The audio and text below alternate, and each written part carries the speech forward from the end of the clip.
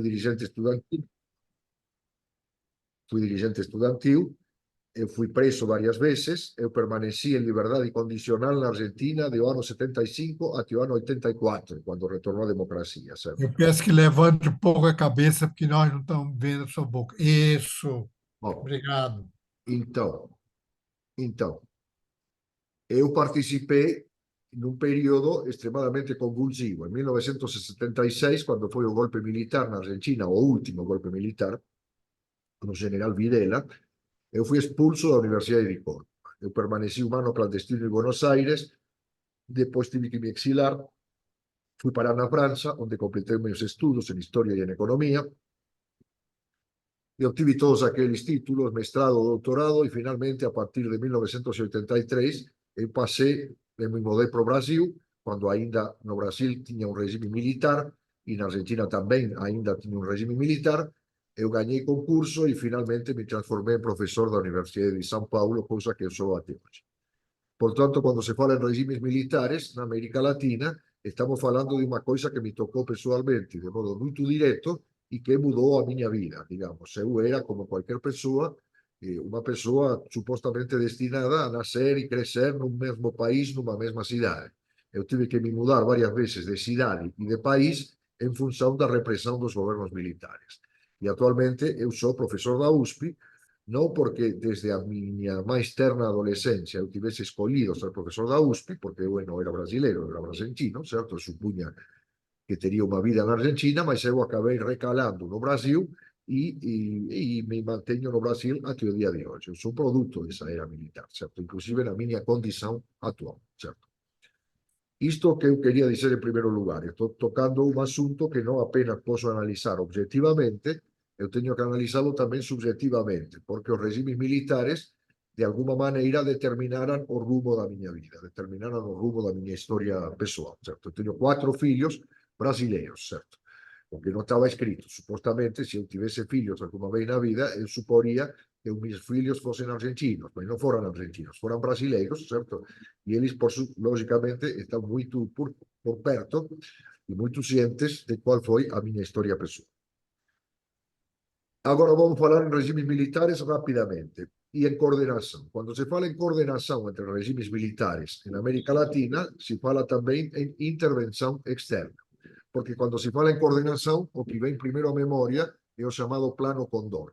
O Plano Condor, que foi descoberto na década de 80, ou melhor, foi descoberto não, porque já se sabia de sua existência, foi revelado à luz pública a partir de arquivos achados por un pesquisador recentemente falecido, chamado Martín Almada, un activista de direitos humanos no Paraguai, que encontrou no Paraguai, non por acaso, sede da ditadura máis velha da América Latina, a ditadura do general Stroessner desde 1954, descubriu os arquivos que probaban a existencia de unha coordenación entre os diversos gobernos militares e que esa coordenación viña de cima, viña non do interior dos gobernos militares, viña viña do exterior e máis precisamente do grande país do norte, dos Estados Unidos de América, que non somente tiña apoiado, tiña na verdade participado directamente de unha serie de golpes militares. O caso máis absolutamente notorio é o golpe de 1973 no Chile,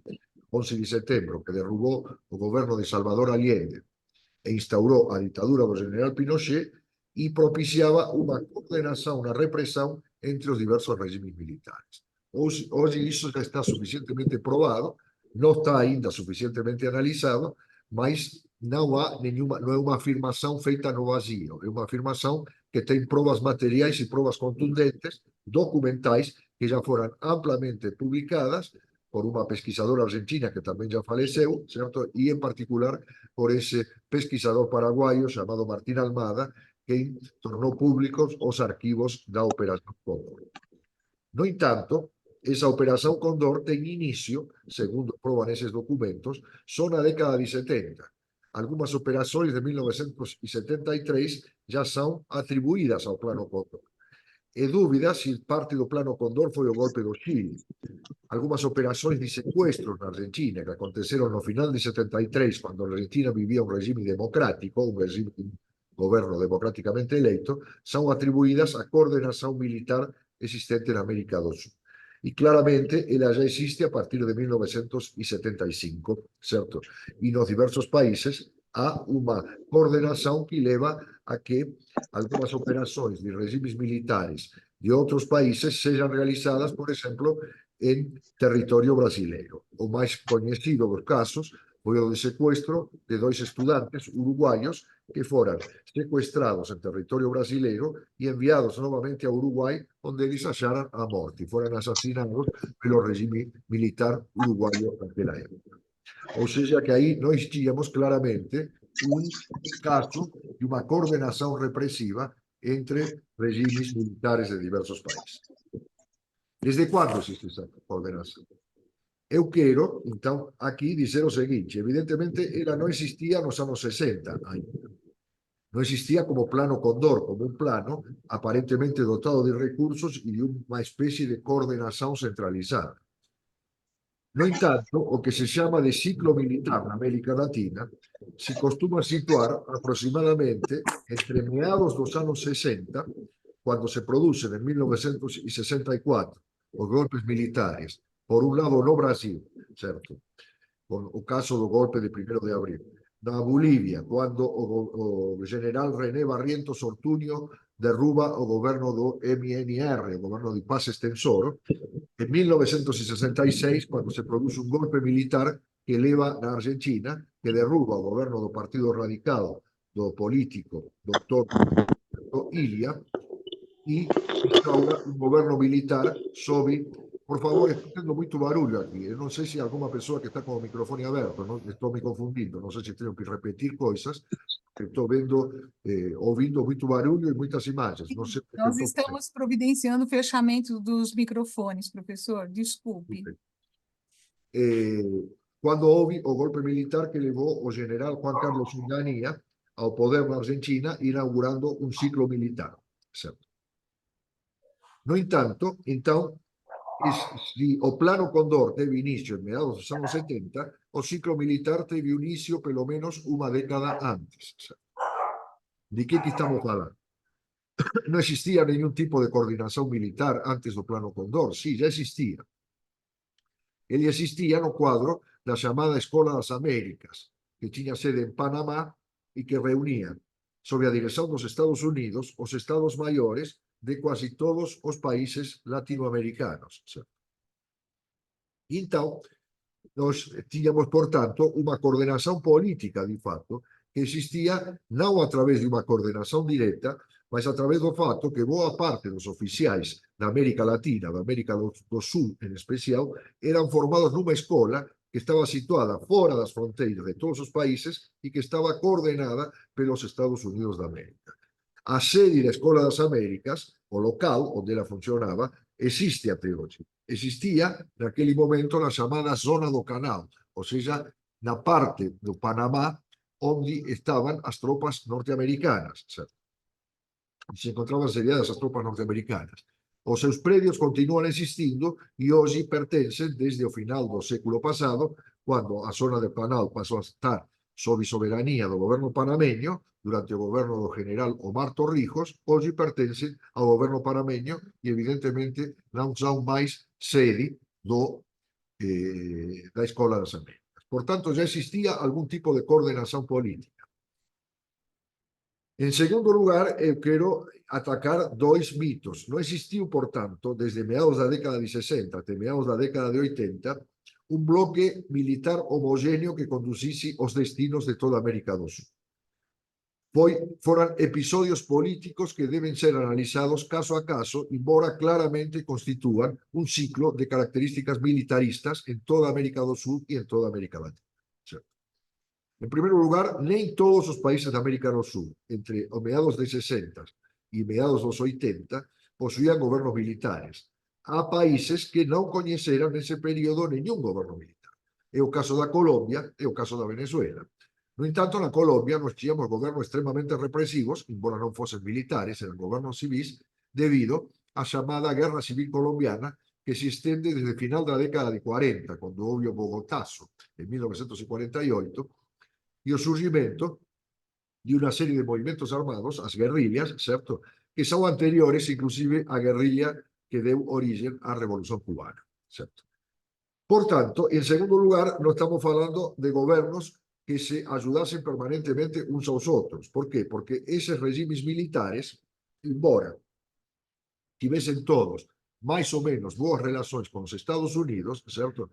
Tinham disputas entre eles. Había una disputa geopolítica histórica entre Brasil e Argentina pela hegemonía na América do Sul. Esa disputa non existe máis hoxe, mas nese momento estaba presente e ela non foi anulada pelos regimes militares. En segundo lugar, nós tínhamos una serie de circunstancias particulares. Algunos regímenes militares de aquella época fueron considerados como regímenes que los Estados Unidos consideraba con hostilidad, o sea, la propia institución militar estaba percorrida por fisuras. Ese fue el caso típico del gobierno militar peruano encabezado pelo coronel Velasco Alvarado, que procedió a una serie de nacionalizaciones da IPC, International Petroleum Company, de empresas norteamericanas. Mesma coisa pode se dizer do governo boliviano nos anos de 71 e 72, certo?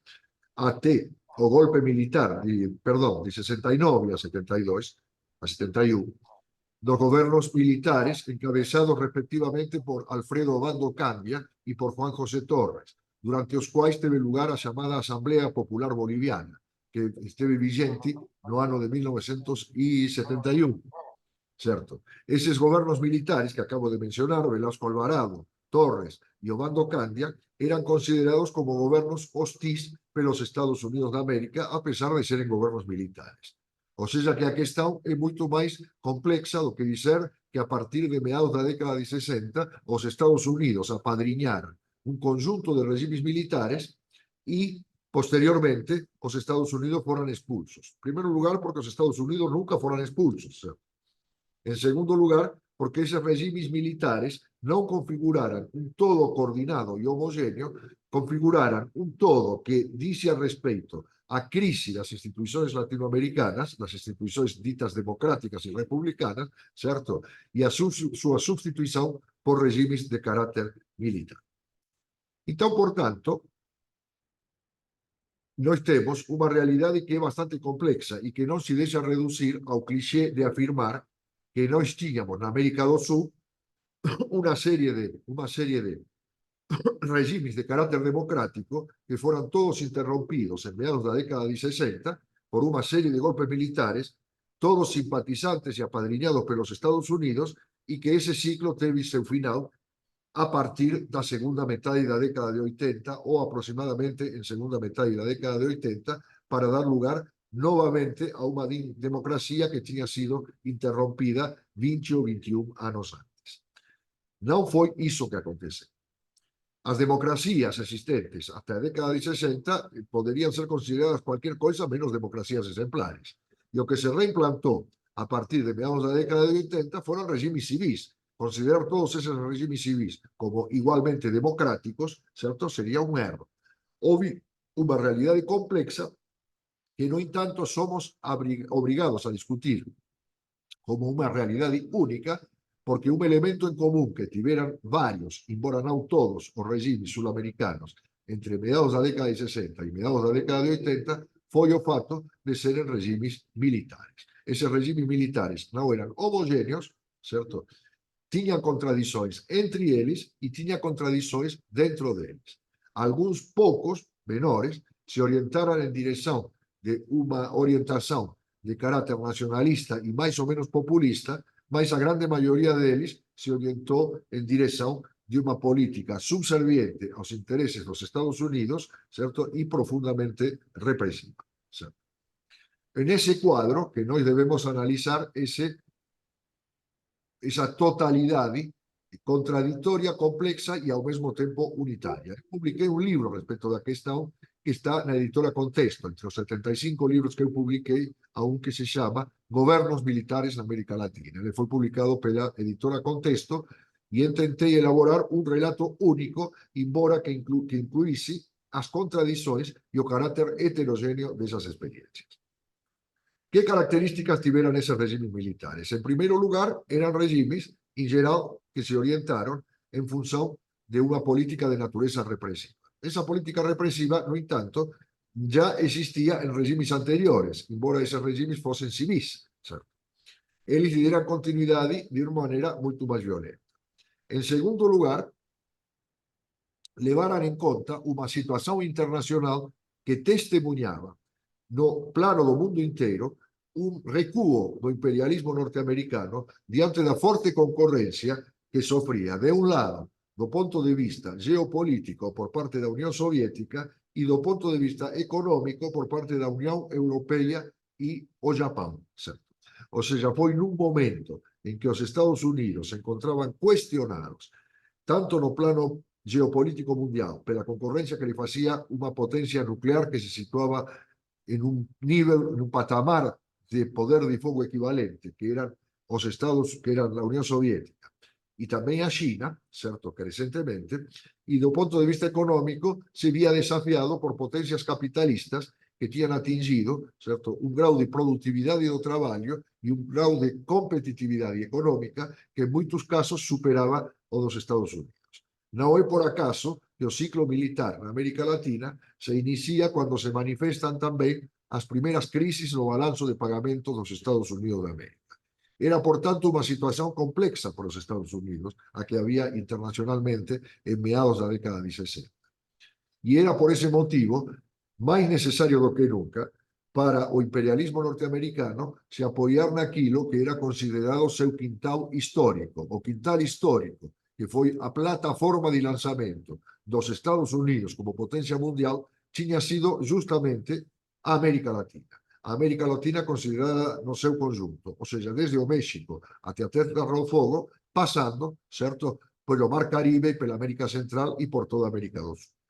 Os desafios, certo, já tinham sido importantes desde antes dos regimes militares. A Revolução Cubana acontece a partir de 1959 e derruba a um governo pro-norte-americano, o governo de Fulgencio Batista. Nós tínhamos outras experiências, certo, como o governo de Camaño na República Dominicana, que motivou uma intervenção militar norte-americana, ou seja, que já tínhamos, para não falar das intervenções prévias no Haití e na Nicarágua, que já verificavam um intervencionismo militar direto dos Estados Unidos. Quando falamos nos regimes militares na América do Sul, estamos falando de outro tipo de intervencionismo. Não é uma ameaça militar direta, como que sofre Cuba a partir, em particular, de 1961, ou de uma intervenção direta de tropas norte-americanas, como aquela que aconteceu em Santo Domingo, como aquela que já aconteceram na Nicarágua e aconteceram em outras regiões latino-americanas. Não era uma intervenção militar direta, embora, quando foi o golpe brasileiro de 1964, nós tivéssemos, certo, por parte da Marinha norte-americana, que estava estacionada na Bahia de Guanabara, a possibilidade de que, caso o golpe militar fracassasse, se produzisse uma intervenção militar direta de tropas norte-americanas em território sul-americano. Isso nunca aconteceu, certo? Nunca aconteceu porque os Estados Unidos preferiram atuar politicamente a través dos Estados Maiores dos exércitos, certo? Tendo esses Estados Maiores um vínculo direto com os Estados Unidos a través da Escola das Américas. Por isso, os golpes militares não tiveram uma coordenação, mas se produziram dentro de um período relativamente curto de tempo em vários países latino-americanos e em vários países sul-americanos. E acabarão, finalmente, produzindo o que ninguém considerava possível, a saber que democracias que aparentemente tinham fincado raízes sólidas na sociedade, que não tinham conhecido interrupções de caráter militar, que eram os casos, em particular, de Chile e do Uruguai, que eram considerados espécies de exemplos democráticos na América Latina, nesses países onde ninguém considerava possível que um golpe militar acontecesse, devido às velhas tradições cívicas e republicanas existentes nesses países, eles também conhecessem golpes militares, em especial em 1973, quando, nesse ano, conhecemos exatamente dois golpes militares, um na sequência do outro, um em julho e outro em setembro, no Uruguai e no Chile, que eram considerados democracias exemplares na América do Sul. Muito bem, que inauguraram esses regimes militares? Um ciclo de forte retrocesso econômico, social e político dos nossos países. Econômico por quê? não existia um paraíso econômico na América do Sul, sem dúvida nenhuma. Mas ainda durante a Segunda Guerra Mundial, no final da Segunda Guerra Mundial, o nível de vida latino-americano era, por exemplo, bem superior ao europeu. Em primeiro lugar, porque, em geral, toda a América do Sul tinha ficado fora das hostilidades da Segunda Guerra. Mas ainda existia uma corrente migratória da Europa para a América do Sul, porque se considerava que vir da Europa para a América do Sul significava melhorar de vida para muitos imigrantes, como tinha sido para aqueles de final do século XIX e as primeiras décadas do século XX. Hoje a ninguém passaria pela cabeça a ideia de um europeu se mudar para a América do Sul à procura de melhores condições de vida. Hoje pareceria isso uma ideia absurda. Mas ainda na década de 60 ela parecia uma ideia perfeitamente plausível. Eu conheci vários europeus, italianos, espanhóis, etc., que mudaram para a Argentina na década de 60 com o objetivo de buscar melhores condições de vida, de trabalho e até de sobrevivência democrática. A Espanha era un país gobernado por unha ditadura, a ditadura de Franco, e moitos exilados españois se encontraban na Argentina e no México, onde tiñan mellores condições de vida e posibilidades de se expresar libremente. A esa América Latina, unha América Latina que hoxe os que naceran a partir da década de 80, 90 e neste século non recoñecerían, a esa América Latina vieran dar término aos regimes militares. Houve un retroceso económico, con queda dos salarios e desemprego, con a chamada década perdida, década de 80, houve un retroceso social, certo? Porque tivemos níveis de pobreza e de decomposición social moito maiores a partir dos golpes militares, houve un retroceso político porque os países perderan fatías crecentes de súa soberanía. Certo? Finalmente, o período militar na América Latina entre meados dos 60 e meados dos 80 non foi un período homogéneo. Na década de 60 nós tivemos unha serie de golpes que tiñan sobre todo un carácter preventivo de graves crisis políticas. Esas crisis políticas se producían debido a que o regime partidario anterior, que já tiña coñecido graves crisis no pasado inmediato, já non daba conta das contradições sociais crecentes da América do Sul. Nese vacío político se instalou, a partir de un crecente poder acumulado pelos exércitos ao longo do século XX, regimes militares que eran declarados como depositarios das reservas vitais da nación. Falaban, os partidos políticos non deran conta do recado, por un lado. Por outro lado, existe o perigo do comunismo na América do Sul, revelado a partir da Revolución Cubana, que já simpatiza con a Unión Soviética, en segundo lugar. E entón, para cobrir a ausencia de verdadeiras institucións democráticas e republicanas e o perigo de unha expansón do comunismo, se lanzou mão do último recurso da nacionalidade, que aparecía como un recurso incontaminado pela crise das institucións representativas e, lógicamente, tamén incontaminado pelo comunismo, que eran as Forzas Armadas. Esa foi a justificativa geral dos golpes da década de 60. Eran golpes preventivos que apontaban para a fragilidade da democracia e que apontaban para o perigo do comunismo. Já os golpes da década de 70 e os golpes internos, porque en algúns países, repito, já existían regimes militares na década de 70, era o caso do Brasil, o caso do Perú, e houve golpes dentro do golpe. Houve unha radicalización da política represiva. Para non falar do fato de que os golpes de Pinochet no Chile e de Videla na Argentina tiveran claramente non apenas un carácter preventivo, mas un carácter directamente contrarrevolucionario. Diante de fortes movilizações que tinham sido coñecidas pela Argentina a partir de final da década de 60 e diante da experiencia do goberno de Salvador Allende e do desenvolvimento de movilizações de carácter revolucionario por parte dos traballadores do campo e da cidade do Chile, eses golpes tiveran un carácter directamente contrarrevolucionario e iso se evidenciou moito claramente na forte política represiva. A represión de Pinochet, de Videla e de algúns outros gobernos militares daquela época, do regime uruguayo en particular. No caso do Brasil, a fase máis aguda da represión tinha se coñecido na década de 60. A partir de meados da década de 70, nós coñecíamos o proceso coñecido como abertura democrática, protagonizado no caso do Brasil pelo general Geisel.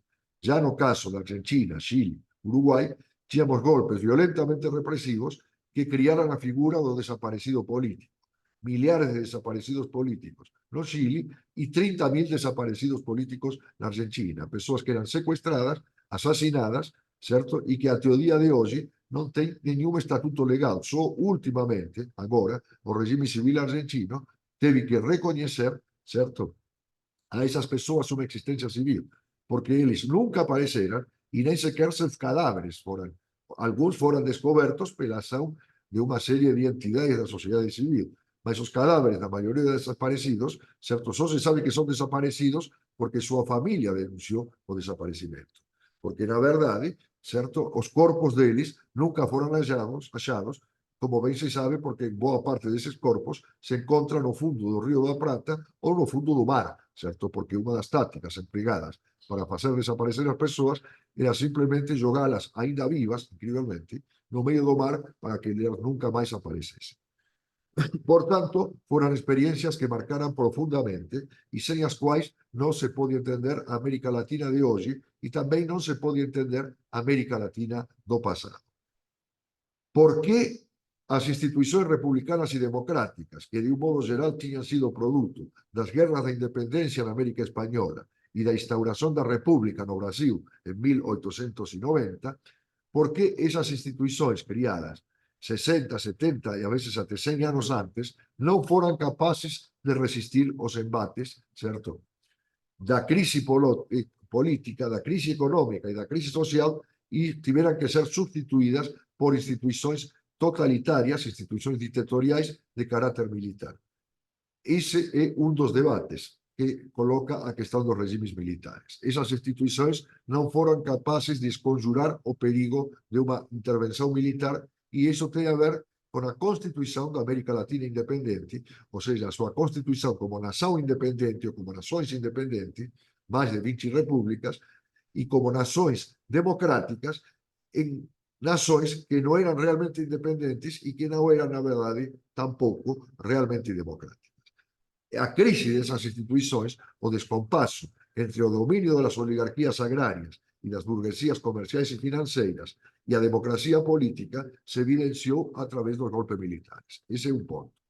O segundo ponto que tem que ser discutido, certo, é qual é a versão correta dos golpes militares. Os golpes militares obedeceram apenas a mecanismos internos e foram determinados por uma dinâmica de classes e uma dinâmica política que encontra suas chaves só na história interna do Brasil, da Argentina, do Uruguai, do Chile, do Peru, do Paraguai, da Bolívia, ou seja, encontra todas as razões no interior das nossas fronteiras nacionais ou foram determinados também por uma impulsão externa, vinda diretamente, neste caso, dos Estados Unidos da América.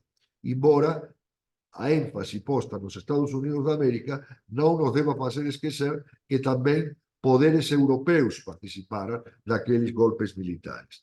Não devemos esquecer nunca que boa parte da assessoria nos métodos de tortura que foram aplicados em grande escala pela ditadura argentina foram lesionados, no caso da ditadura argentina, aos oficiais argentinos, certo, por veteranos da guerra da Argélia, por veteranos franceses da guerra da Argélia. Ou seja, que não eram apenas norte-americanos os que estavam presentes no treinamento e na impulsão política dos governos militares da América Latina. Esses os dois, para mim que sou historiador, interrogantes que coloca o ciclo militar na América Latina.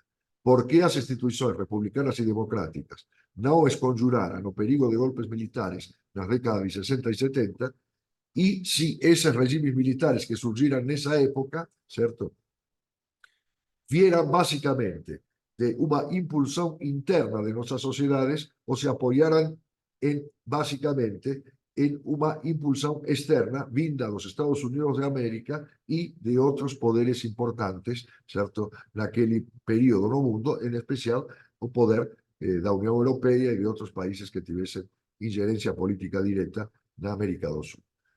E, finalmente, para ir concluindo, certo, no que não há dúvidas, embora também hoje isto seja posto em questão, foi que os golpes militares constituíram um desastre e uma desgraça, do ponto de vista econômico, porque, digamos assim, alienaram boa parte das riquezas nacionais, certo, aos monopólios estrangeiros, do ponto de vista social, porque criaram níveis de pobreza que eram desconhecidos nas fases históricas anteriores na América Latina, e no nível político, porque destruíram instituições políticas e grandes conquistas sociais e políticas que existiam nos países latino-americanos.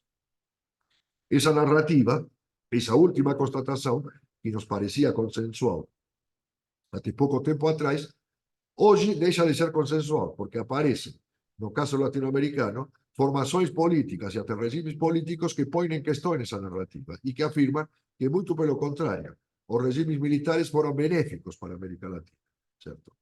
Foi o caso do regime de Bolsonaro no Brasil e é o caso atualmente do regime argentino, encabeçado por Javier Milei, cuja vicepresidente é uma explícita reivindicadora direta, certo, da acionar repressivo terrível das Forças Armadas argentinas durante o período de 1976 até 1984. Portanto, a questão dos regimes militares na América Latina não é um capítulo fechado, é um capítulo que continua aberto. Não há perspectivas imediatas de novos golpes militares, certo, devido ao enfraquecimento da instituição militar. Mas há uma disputa política e uma disputa de narrativas históricas, certo, que, evidentemente, não é gratuita, não é uma disputa entre historiadores, é uma disputa política de narrativas históricas que visa alicerçar uma América Latina ou outra América Latina para o futuro, certo? No caso argentino, que é o caso hoje mais emblemático, certo, a reivindicação do poder militar durante a década de 70 se faz em favor de uma política neoliberal de características atroces, certo, que propõe praticamente liquidar toda a propriedade estatal, eliminar todas as conquistas trabalhistas e trazer novamente a Argentina a patamares, certo, de alheamento da sua riqueza nacional, por um lado, iguais ou piores que aqueles do século XIX, e a uma situação social da força de trabalho, certo, carente de garantias trabalhistas, carente de conquistas sociais, equivalente a dos trabalhadores do século XIX. Portanto, ao falar dos regimes militares, não estamos falando do passado, estamos falando também do presente e, principalmente, estamos falando do futuro. É oportuno que nós continuemos discutindo a questão das alicerces, dos motivos e do desenvolvimento dos regimes militares nas décadas que nós os conhecemos, certo?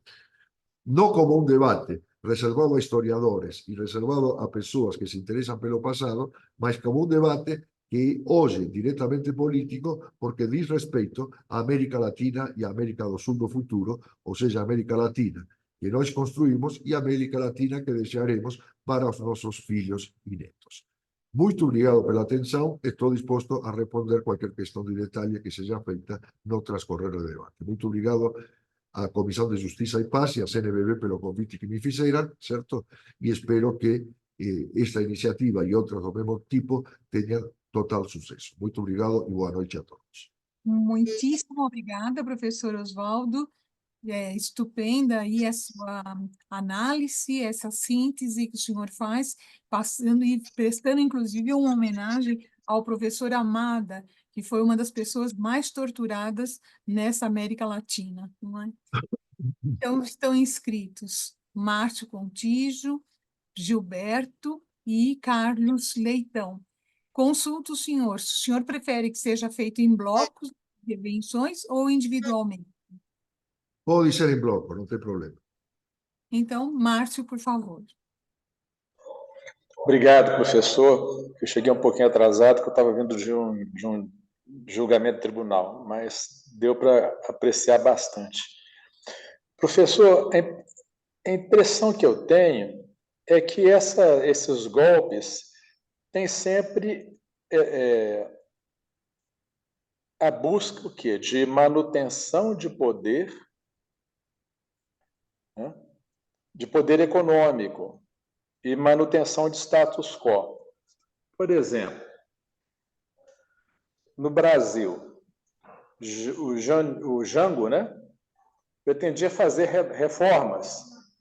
reformas que poderiam dar uma democratização da terra, que não tinha, logicamente atentando contra o pensamento da hegemonia dos latifundiários que dominavam aqui. Então, já vejo por aí, internamente, essa questão de tinha o perigo, quer dizer, o comunismo, tem impressão também, e o senhor poderia até me esclarecer isso, que esse medo do comunismo para o Brasil, por exemplo, nunca foi real, foi mais desculpa. Mas eles tinham receio de uma configuração um pouco mais social, mais socialista em relação à terra e aos trabalhadores, né? Então, quer dizer, havia um interesse dos detentores do poder econômico de que nada fosse feito. E aí o perigo de que fosse feito. Agora, a participação externa, o senhor disse aí que nós vivíamos no começo da década de 60 um período bom economicamente do Brasil, né? E aí eu pergunto, os Estados Unidos, que não estavam numa situação econômica boa, eles tinham receio desse crescimento do Brasil, da Argentina, certo? Então, quer dizer, será então que esses golpes vinham por dentro, o receio das classes dominantes de virem questionados o seu excesso de poder. E do lado de fora, os Estados Unidos, com receio de que se tornassem potências um pouco emergentes, economicamente maiores, né, melhores, contra o seu consentimento, né? Ficar, então, à beira da dependência dos Estados Unidos.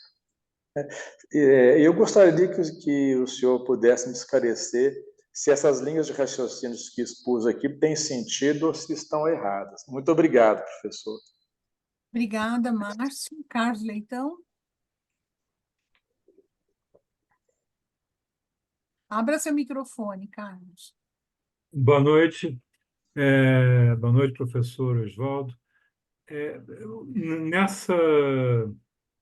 Nesses surtos, né, quer dizer, esses episódios golpistas, né, na América do Sul, na década de 1960, né, há duas situações que são, assim, de certa forma, paradoxais. Aí, se o senhor puder discorrer sobre elas. Uma é o Uruguai, né? que o Juan Maria Bordaberry, que se viu eleito democraticamente, né? Ele fez um governo tipicamente ditatorial, né? Para Inclusive, durante esse governo dele, os tupamaros foram extintos já, praticamente, né? E quando os militares, então, assumiram diretamente o poder, né? Quer dizer, né, afastando o fantoche Bordaberry, né? Que provavelmente já, durante o governo dele, já quem mandava eram os militares, né? Então, se consagrou esse modelo de ditadura militar, né, com o explícita participação civil, né, no caso, o do Bordaberry. O outro caso é o golpe do Peru, né, em 1968, com a ascensão do general Juan Velasco Alvarado, né, que foi um golpe, né, que inicialmente pareceu-nos, né, que seria mais uma ditadura militar na, na América do Sul, né, na América Latina, e que, no entanto, teve características peculiares, né, de uma de um governo nacionalista e revolucionário mesmo, com forte apoio civil, principalmente das comunidades dos povos originários, né, do Peru, né, os indígenas e tal. Recentemente, inclusive, eu vi uma exposição lá na Bienal de São Paulo, né, no prédio Bienal, sobre o governo, né, do Juan Alvarado, né, eu achei interessantíssimo, porque realmente trouxe, aprofundou assim, um conhecimento de uma situação que eu não, a gente não, cadê? Eu, pelo menos, não conhecia com a profundidade que foi mostrada nessa exposição. Também teve o curto período lá do Juan do Juan José Torres, né, na Bolívia, que também foi um governo assim de militar, de um perfil esquerdista, e sobre os golpes na Bolívia também parece que havia uma repetição comum, né, que era que eles começavam lá em Santa Cruz de la Sierra, né, que flagrantemente patrocinados pelo Brasil, né, que acho que parece que teve uma função bem de protagonismo aí na deflagração dos golpes na Bolívia. Então, são esses pontos assim que, se eu puder dar um aprofundamento, uma discussão, eu agradeço. E, por último, nesse bloco de 3, então, passo a palavra ao Pisolato, e depois a gente abre, está escrito Paulo Baldi, Juanita, Gilberto. Então, no primeiro bloco, Pisolato. Obrigado, boa tarde. Agradecer ao professor pela didática e bem explicitada exposição. E a minha curiosidade, professor Oswaldo, é saber se há um paralelo entre os golpes militares que iniciaram na década de 60 e a Escola das Américas, com os golpes jurídicos midiáticos dos últimos 10 anos, do Lugo no Paraguai, Zelaya na Guatemala, Evo Morales, Castilho, Dilma, Cristina, o que agora se está fazendo na América Latina. Obrigado. Muito obrigada, Pisolato. Volto a palavra, então, ao professor Oswaldo. Bom, eu vou responder rapidamente, dizendo que tudo isto, embora já tenha sido objeto de muitas investigações, pesquisas, livros, artigos, etc., continua sendo um campo aberto de pesquisa. Sobre o papel, a pergunta feita pelo Márcio acerca do papel econômico e das reformas democráticas e do poder econômico. E o papel, em particular, do poder econômico dos Estados Unidos nos golpes militares. Eu tentei estabelecer, na verdade, havia uma disputa pela hegemonia econômica clara, inclusive pela hegemonia política, por parte de regimes latino-americanos com relação aos Estados Unidos, no momento em que acontecem os golpes militares. Essa disputa, na verdade, já era parte meio do passado. Com a Escola das Américas, os regimes militares, ou melhor, as forças armadas, inclusive quando estavam fora do poder político, já eram forças armadas estreitamente subordinadas aos Estados Unidos. Os últimos arroubos de independência que tiveram as forças armadas sul-americanas em relação aos Estados Unidos tinham acabado com a Segunda Guerra Mundial e o período imediatamente posterior. Durante a Segunda Guerra Mundial, a maioria dos regimes latino-americanos se alinharam com os Estados Unidos. O México assim o fez, e também o fez o Brasil, depois de uma disputa em torno do governo de Getúlio Vargas, quando finalmente, em 1942, o Brasil declarou a guerra ao eixo e enviou tropas à Europa, certo? Ou seja, e participou da Segunda Guerra do lado dos Estados Unidos, embora inicialmente o regime de Getúlio Vargas tinha, de algum modo, flertado, certo, com os regimes nazifascistas, chegou a saudar num discurso no rádio, Getúlio Vargas chegou a saudar a invasão da Noruega, a invasão vitoriosa da Noruega por parte das tropas nazistas, certo? Coisa que alarmou bastante o regime norte-americano porque pensaban que había una disputa eventualmente con Alemania pelo poder na América do Sul.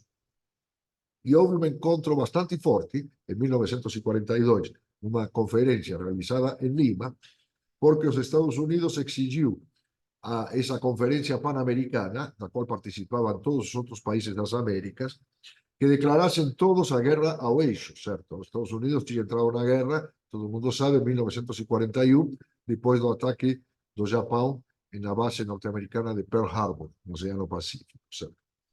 Em geral, todos os regimes se alinharam com os Estados Unidos, mas a Argentina e o Chile não o fizeram e não se alinharam com os Estados Unidos. Certo? Se declararam independentes e neutrais na Segunda Guerra Mundial e chegou a haver, por parte de Cordell Hull, que era o plenipotenciario norte-americano nessa reunião de Lima de 1942, uma ameaça de que os países que não declarassem a guerra ao eixo, esses países seriam eventualmente invadidos pelos aliados, o que significava dizer que seriam invadidos pelos Estados Unidos.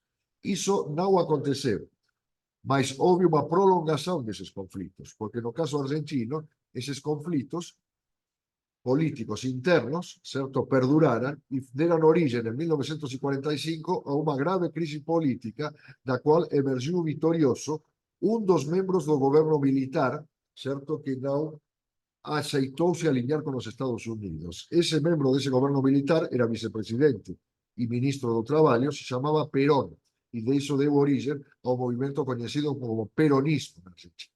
Durante o período inmediato posterior à Segunda Guerra Mundial, certo, o peronismo foi considerado para toda a América do Sul como o maior perigo para os interesses norte-americanos. Houve até ameaças, nunca levadas adiante e nunca levadas muito a sério, de que eventualmente a Argentina podía ser invadida por tropas da OEA ou tropas norte-americanas, certo, para derrubar o regime de Perón. O regime de Perón foi derrubado finalmente en 1955 por un golpe militar que foi saudado efectivamente pelos Estados Unidos da América.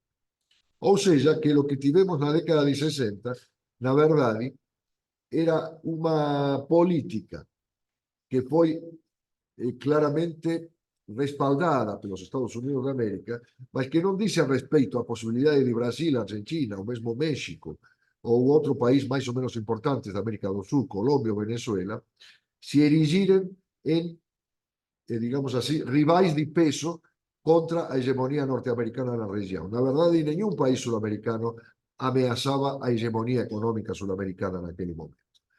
Mas era verdade que essa hegemonia, essa exploração da América do Sul, da América Latina, não era tão inconteste. Havia empresas estatais, havia toda uma série de, digamos assim, empresas nacionais e empresas do ponto de vista da nacionalidade dos seus proprietários e empresas estatais, e os Estados Unidos precisavam estender seu campo de domínio econômico. Repito, porque o problema para os Estados Unidos não era uma disputa com outros poderes em relação a, digamos assim, a hegemonia na América Latina, nem o Japão, nem a Europa e nem a União Soviética eram capazes de disputar, a não ser pelo fato de que Cuba já estava se alinhando com a União Soviética e, evidentemente, Cuba já estava fora da órbita norte-americana. Não havia uma disputa contra outros poderes capitalistas em termos de hegemonia econômica. O que havia era a necessidade, por parte dos Estados Unidos, de alicerçar seu domínio econômico da América Latina de maneira muito mais inconteste e de transformar, em particular, a partir da crise do dólar, da desmonetização do dólar, em agosto de 1971, novamente a América Latina num setor capaz de valorizar um dólar que estava indo, certo, pro lixão, literalmente. O dólar tinha sido declarada a não conversibilidade do dólar, certo? E o dólar tinha condições, pela sua desvalorização automática, de perder a sua condição de moeda de intercâmbio internacional. Os maiores lucros internacionais do Estado e das empresas norte-americanas, em termos percentuais, provieram, nas décadas de 70, dos seus investimentos na América Latina. A América Latina reergueu o dólar como moeda de intercâmbio internacional nas décadas de 70.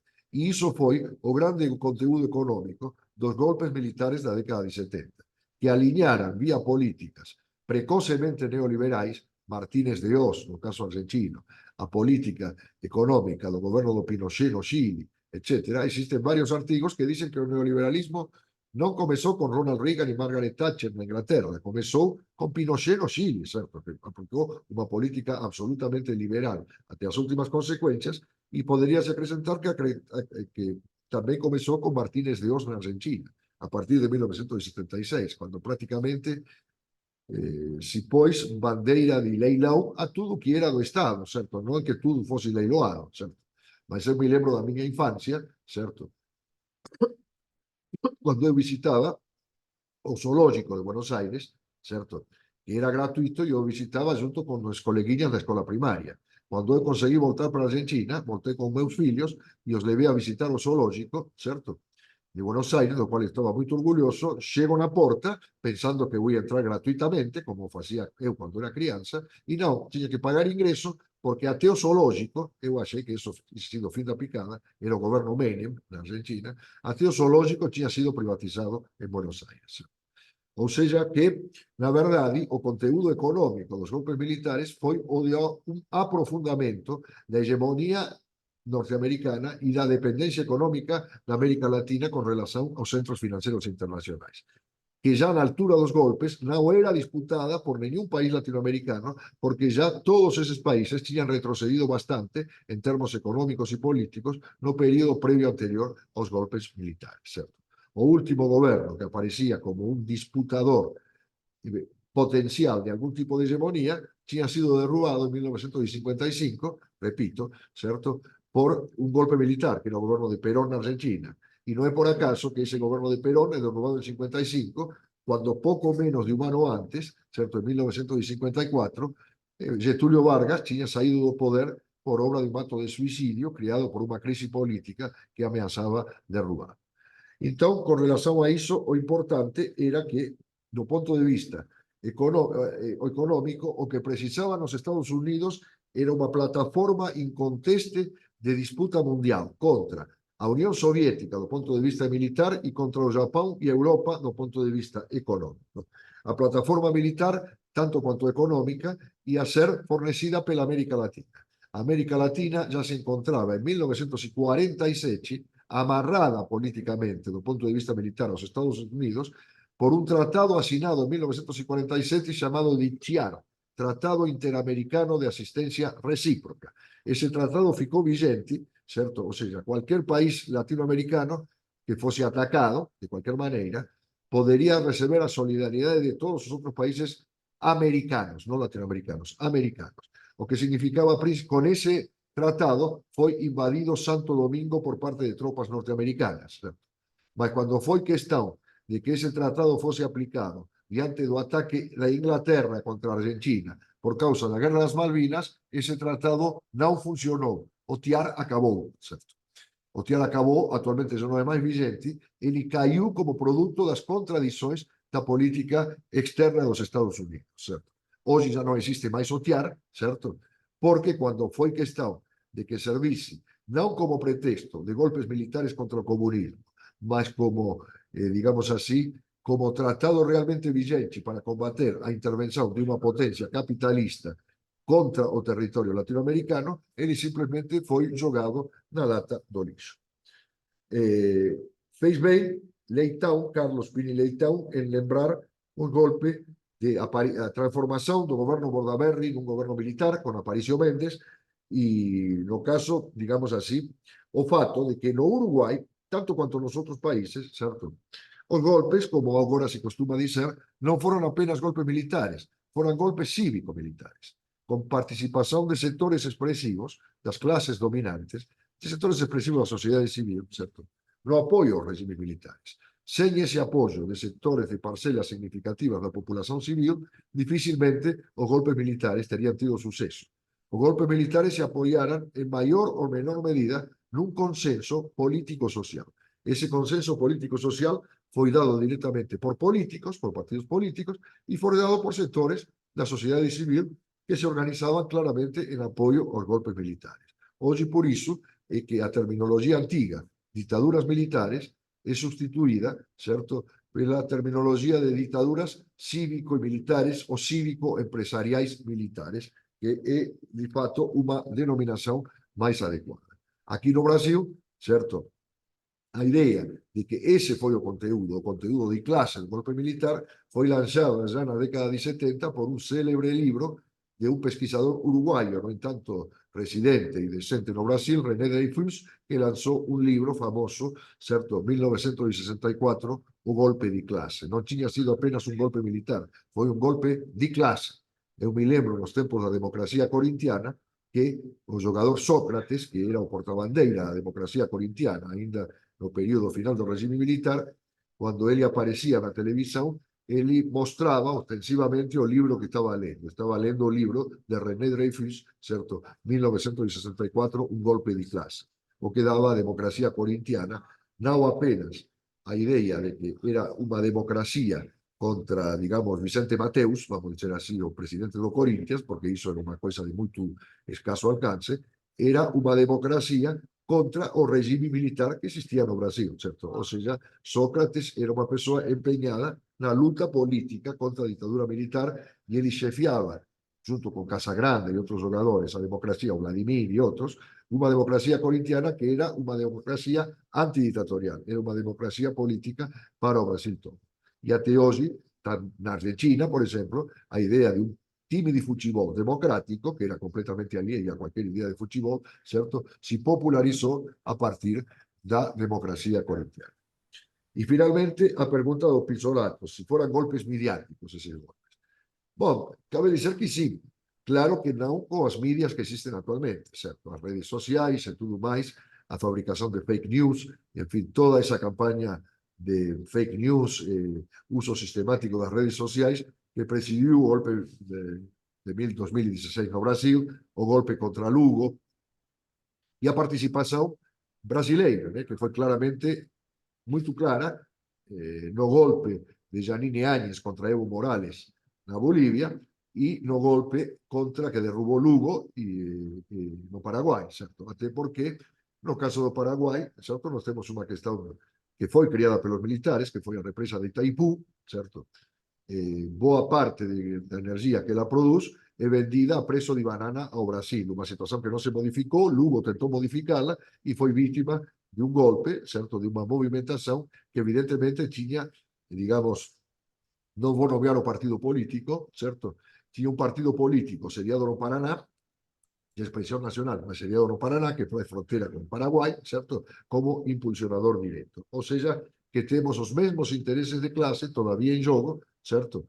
Modificados en relación a aquela época, e que se servían, certo? Dese tipo de coisa. Na década de 70, máis do que uma, non había redes sociais, non había internet, ni nada disso, mas houve un consenso da grande mídia con relación aos golpes militares.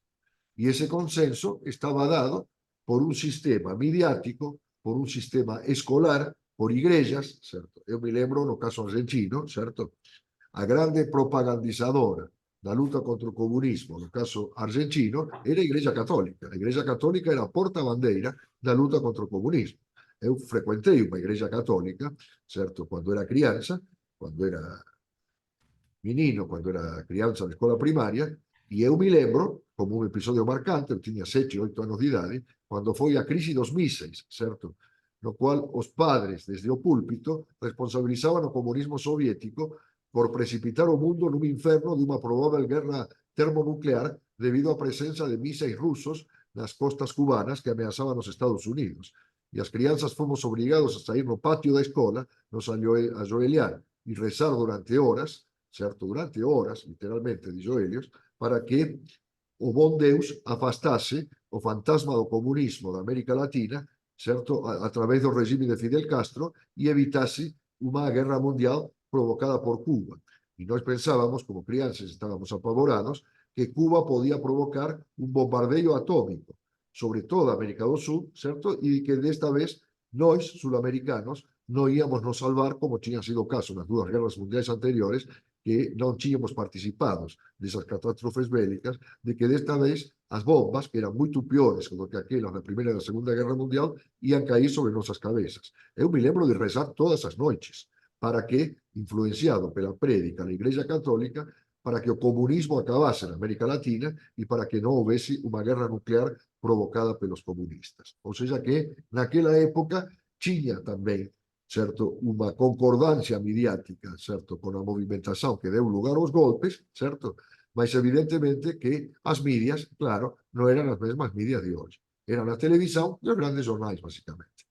Hoje a televisão e os grandes jornais continuam existindo, mas evidentemente que tem uma capilaridade e uma penetração muito maior as mídias derivadas das chamadas novas tecnologias da informação, certo? E que continuam sendo utilizadas ao ponto de um editorialista do Financial Times, chamado Martin Wolf, certo? Afirmar que já não é mais necessário, não se faz mais necessário partidos fascistas como antigamente, porque hoje as mídias sociais dão conta do recado. Não é precisa mais SA, SS, tropas uniformizadas, fardadas, como eram das do nazismo e do fascismo, porque as mídias sociais, digamos, as fake news distribuídas pela internet, certo? Permitem, certo, agrupar e ideologizar, num sentido reacionário, quantidades tão grandes de pessoas quanto as que antes era necessário agrupar e ideologizar através do exemplo dado diretamente nas ruas pelas tropas fardadas. Bom, com isso já me referi às 3 perguntas que me fizeram. Se eventualmente existir alguma outra, não tenho nenhum problema em responder. Sim, muito obrigada, professor. Ainda temos 4 inscritos. Bom, vamos fazer um último bloco, então. Último bloco, sim. Tá bom. Então, passo a palavra ao Paulo Maldos. Boa noite, professor. A minha pergunta é muito específica. É que, pelo que eu compreendi, o senhor fez referência a uma ligação entre a Revolução Cubana e as guerrilhas colombianas. Eu não conheço essa ligação. Gostaria se o senhor pudesse explicar melhor qual é, digamos, a relação entre esses dois processos, né? Guerrilhas colombianas e a Revolução Cubana. Obrigado. Obrigada, Paulo.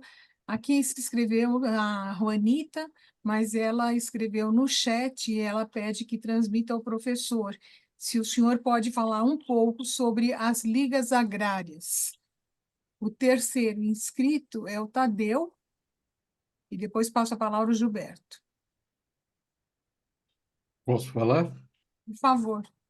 Professor, eu queria agradecer a sua palestra, que eu acho que foi muito enriquecedora para todos nós aqui do Observatório.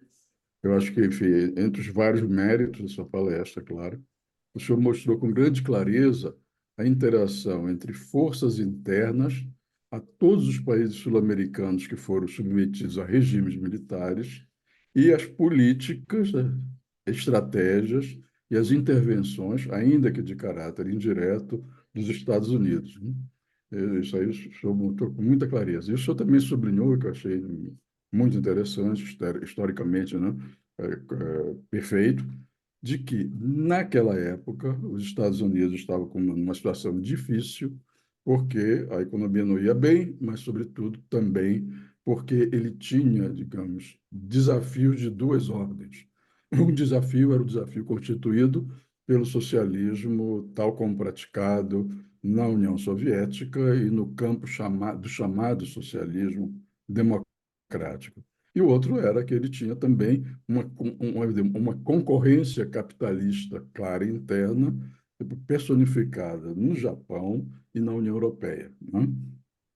Agora, então, é como se, da sua fala, eu entendi como se são várias linhas que se entrelaçam, né?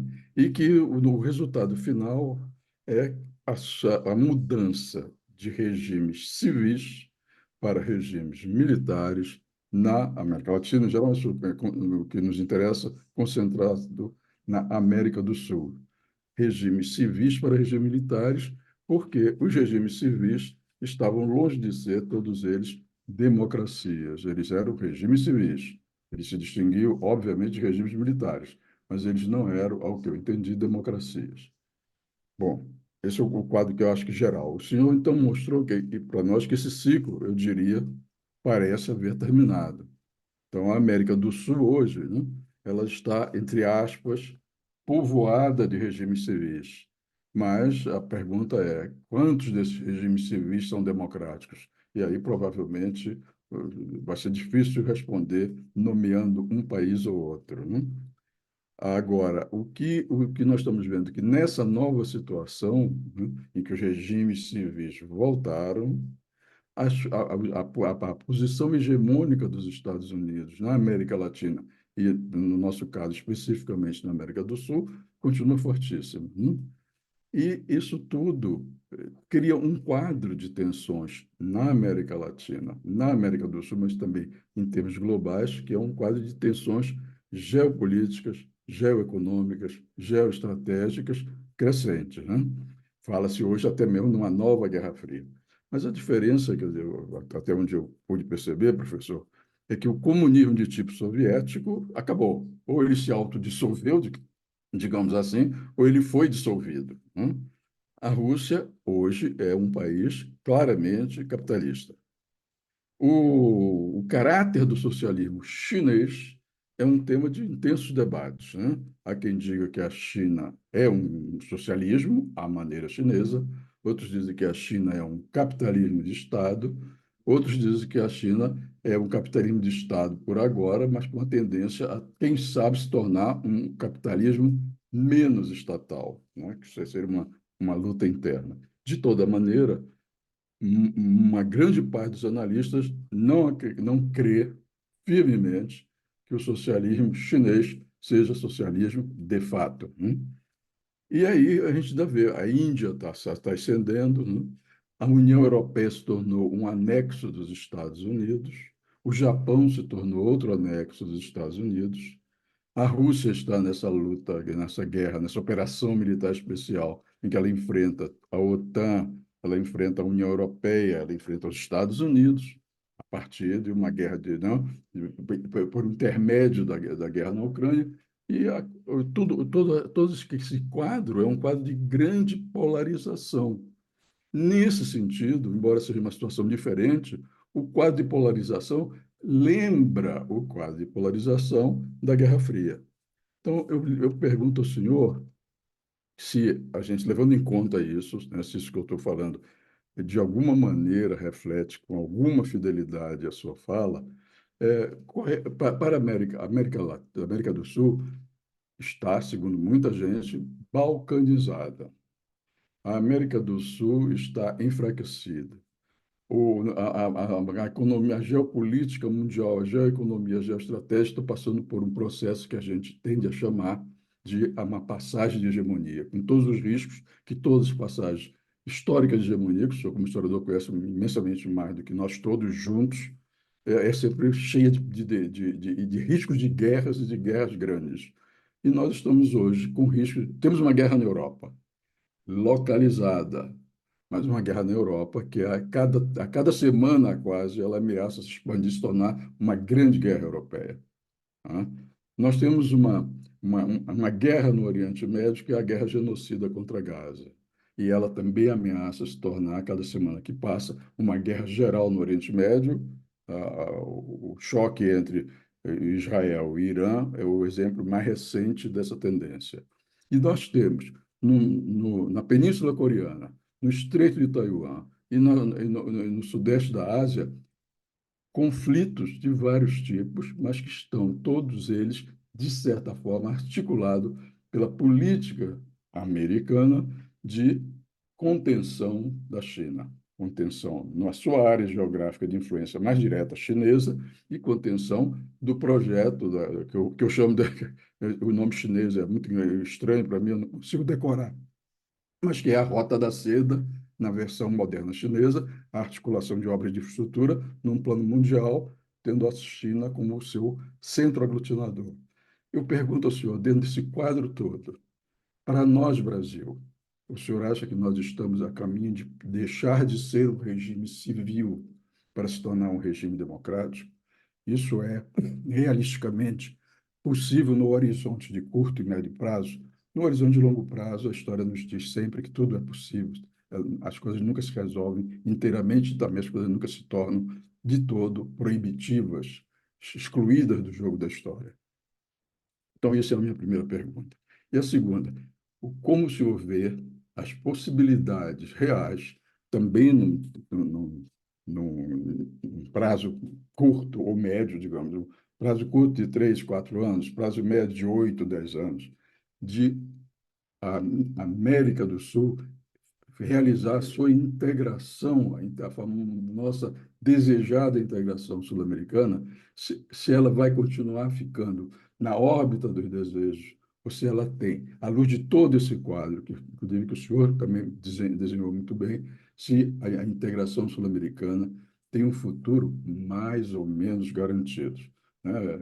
A gente sabe, né? Eu sempre digo isso aqui, que eu gosto muito de uma frase do Roa Bastos, que ele diz que no futuro a gente entra de costas. Eu sei que pedir isso para o senhor nos dizer algo sobre o futuro, o senhor sendo o historiador que é quase escandaloso. Mas eu não resisto a lhe perguntar sobre esse futuro. O futuro da passagem de regimes civis para regimes democráticos e o futuro da passagem da balcanização para a integração sul-americana.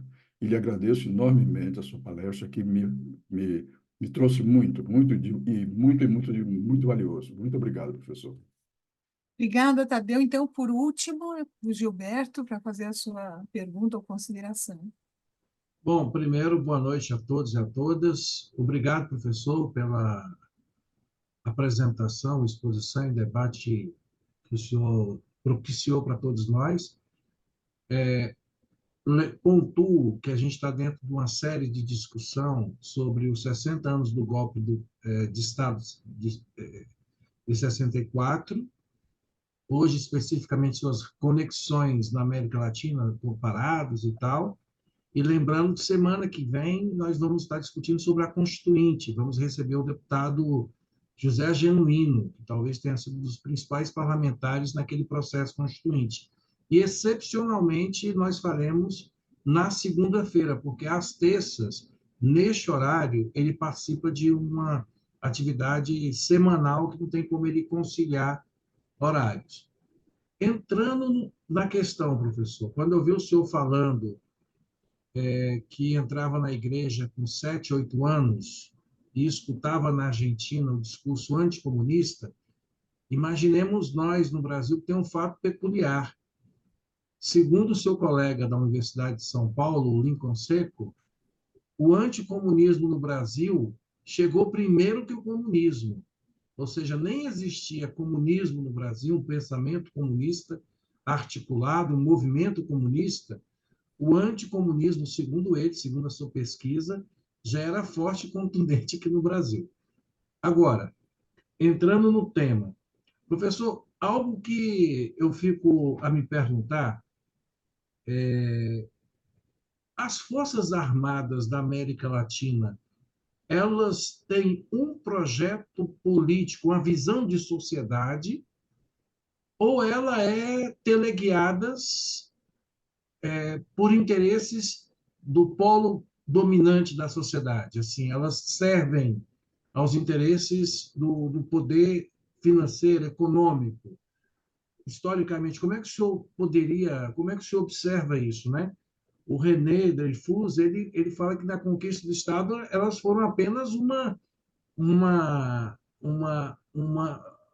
organização a serviço das classes dominantes, vamos usar essa terminologia, tendo em vista que a natureza desse polo dominante do Brasil é de ser anti qualquer tipo de reforma que beneficie as grandes maiorias, na mentalidade da sociedade brasileira. Aí eu fico por aqui. Obrigado. Muito obrigada, Gilberto. Então, professor, passo a palavra para as suas respostas e considerações finais. Bom, dá para me ouvir? Sim. Sim, estamos ouvindo bem. Bom, a resposta e as considerações finais vão ser uma coisa só. Tem uma pergunta sobre Colômbia, guerrilhas em Colômbia e as guerrilhas em Cuba. Na verdade, as guerrilhas na Colômbia são anteriores às guerrilhas cubanas, certo? Elas começaram a partir de uma cisão. Aí eu teria que falar de toda a história da Colômbia, certo? Que se manifestou já em 1948 com o golpe militar que derrubou Gaitán, que tinha sido eleito presidente, que levou ao processo conhecido como violência, certo? E as guerrilhas se desenvolveram de modo totalmente independente e muito antes das guerrilhas de Fidel Castro, das guerrilhas contra Fulgencio Batista. E se desenvolveram depois da Revolução Cubana em grande medida de modo independente de Cuba. Embora a Revolução Cubana também teve impacto na Colômbia, porque de uma única guerrilha passamos a ter várias, certo? Temos as FARC, mas também o Exército de Libertação Nacional, o MDC-9, algumas das quais se integraram ao governo ao poder, digamos, ao sistema político, certo?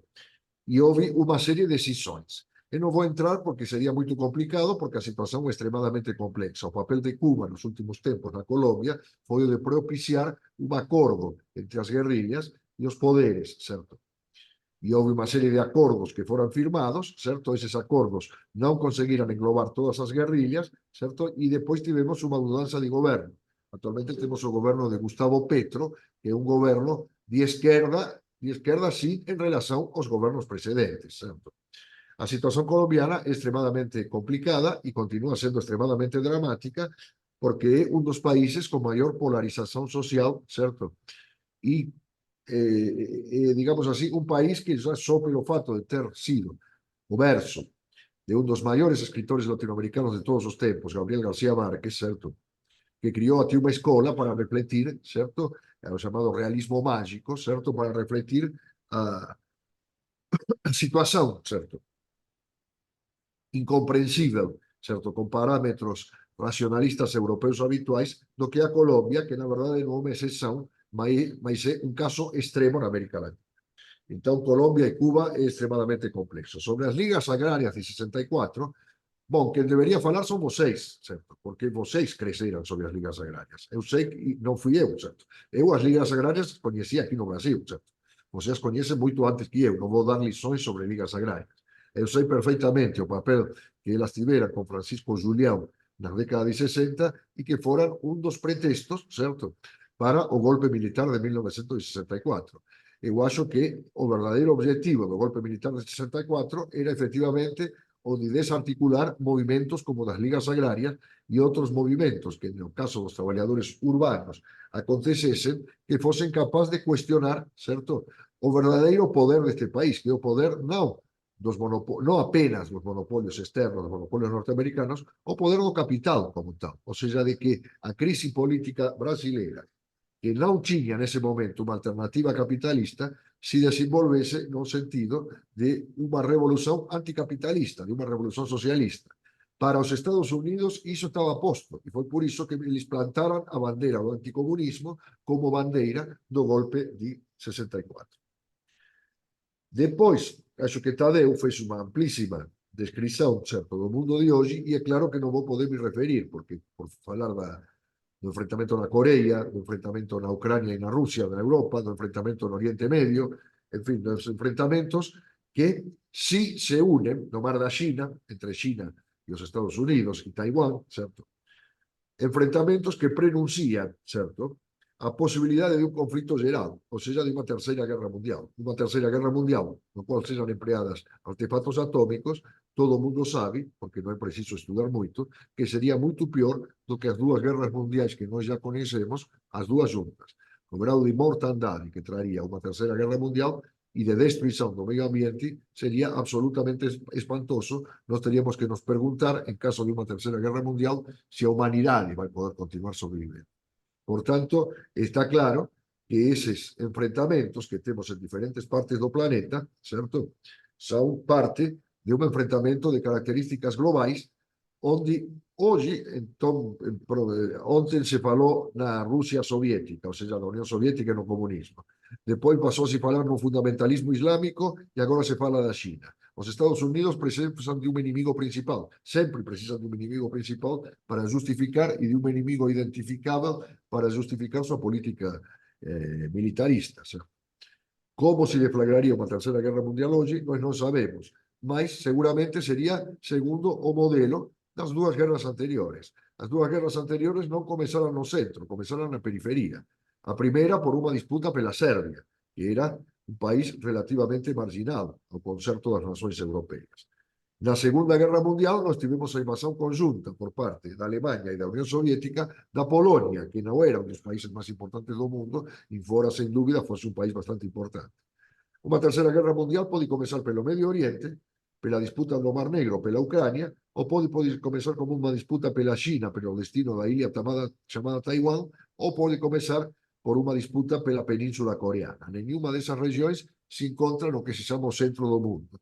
Num mundo que já não tem mais um centro, porque não existe esse centro. Hoje em dia, todo o mundo é um centro, se considerarmos o perigo potencial que existe de qualquer parte do mundo contagiar o restante do mundo num enfrentamento de características globais. E qual é o papel da América Latina? Bom, muito bem. Nos unirmos é uma aspiração que vem do século XIX, todo mundo já sabe, certo? Bolívar sonhou com uma união muito maior, San Martín com uma união muito maior, certo? Mas essas iniciativas não tiveram sucesso no século XIX, embora fossem revividas a cada página da história, certo? Eu não vou fazer toda a história delas, certo? Que começa com o sonho da unidade latino-americana, e aí é onde pomos o Brasil, certo? Mas digamos que ela está na nossa agenda política. Agora, qual é a grande conclusão a se tirar?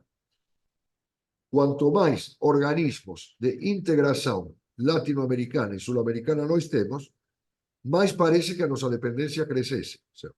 Porque agora nós temos a CELAC, temos a UNASUR, temos, enfim, Cartagena, pactos, documentos, Mercosul, Pacto Andino, já nem sei quantas instituições de unificação nós temos. Temos ao mesmo tempo unificações que evidentemente vão contra a unificação latino-americana, como é o NAFTA, o pacto que une Canadá, México e os Estados Unidos da América, certo? Mas principalmente temos um problema que é o seguinte: independentemente de quantas instituições políticas nós criemos, certo?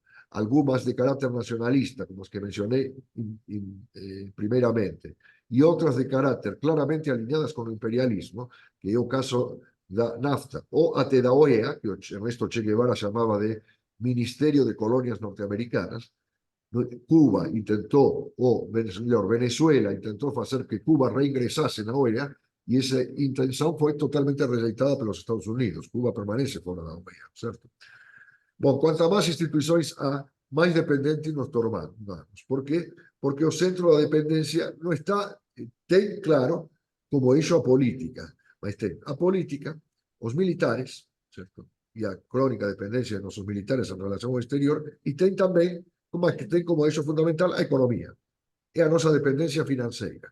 A dependência financeira da América Latina em relação às grandes potências capitalistas é muito maior hoje, em que pese todas as aparências, do que no passado. E se nós não quebrarmos todos esses vínculos de dependência, através de uma mudança no modo de produção, através de uma mudança na raiz social da economia de nossos países, eu acho que nenhuma integração será possível.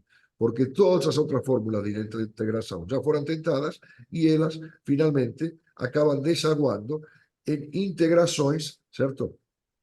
Que não destroem a miséria social, que não nos unificam realmente, certo? E que faz com que nós tenhamos, certo? Por exemplo, nós que produzimos energia suficiente para nos autoabastecermos, houve aqui um projeto que foi elaborado por um docente da USP, amigo meu, certo? De um gasoduto que integrasse, certo? Toda a América do Sul, certo? A partir das jazidas de gás que existem na Bolívia e na Argentina, e um sistema de dutos petroleiros que integrassem todo o suministro de energia da América Latina. Esse projeto é perfeitamente factível, certo? Inclusive foi encampado no seu devido momento por Chávez, que era presidente da Venezuela, mas não tem nenhuma realização prática, certo? Não temos nada que nos caracterice como uma unidade econômica, a começar pelo simples fato de que temos recursos energéticos suficientes para todo o continente, dentro do continente, e por falta de integração, certo? Por falta de integração e também de meios tecnológicos, certo? Para a extração e tratamento industrial desses recursos energéticos, nosso continente continua dependente, em maior ou menor grau, de fontes de energia e de suministro de energia vindas do exterior. Não que não haja tentativas por quebrar com essa dependência, mas essas tentativas são insuficientes até não se mudar a natureza social do regime de produção que nós temos, ou seja, numa palavra, até não sairmos do regime capitalista e nos encaminharmos em direção de um regime de produção, de propriedade social dos meios de produção, ou seja, até um regime de caráter socialista. Evidentemente que isto nos leva longe no debate. E eu acho que como introdução ao debate é mais do que suficiente. São estas as alternativas que estão postas e A última mensagem seria a seguinte: o destino de cada país nosso, Brasil, Argentina, Uruguai, Bolívia, Colômbia, depende do destino da América Latina. Mas o destino da América Latina depende do mundo. O destino da América Latina não é alheio à resolução do conflito no Oriente Médio, na Península Coreana, no Mar da China, certo? Na Europa Central, em particular, a crise entre Ucrânia e Rússia, em todos esses conflitos parciais e também da América Latina que nós estamos falando.